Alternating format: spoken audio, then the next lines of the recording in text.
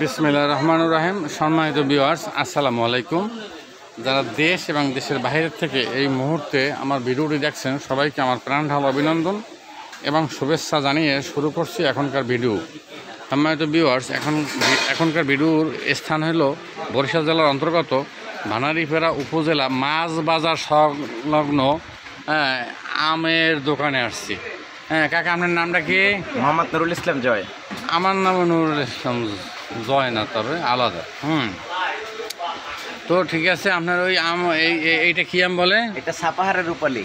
সাপাহারের রূপালী, সাপাহার নওগাঁ জেলা সবচেয়ে ভালো রূপালী যেটা হয়। আচ্ছা, ওখানে আমি চাকরি করে আসছি বিজেপিতে। জি জি, তো এইটা কি আম? এটা হচ্ছে সুরমাই ফজলি।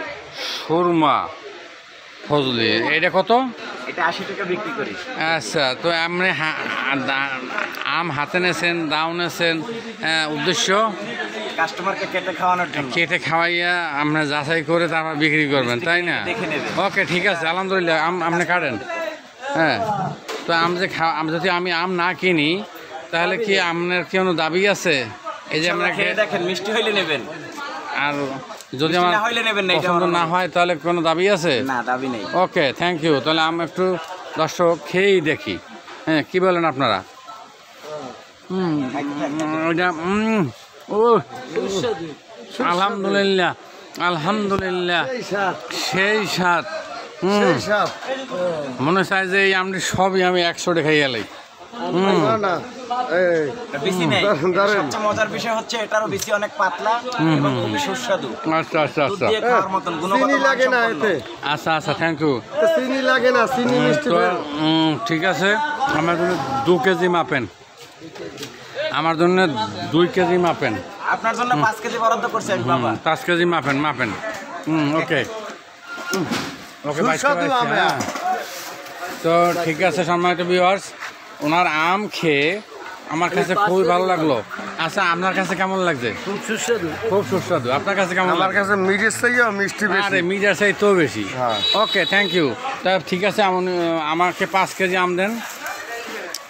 তো ঠিক, সম্মানিত ভিউয়ার্স, আমি আমার কথা দীর্ঘায়িত করছি না।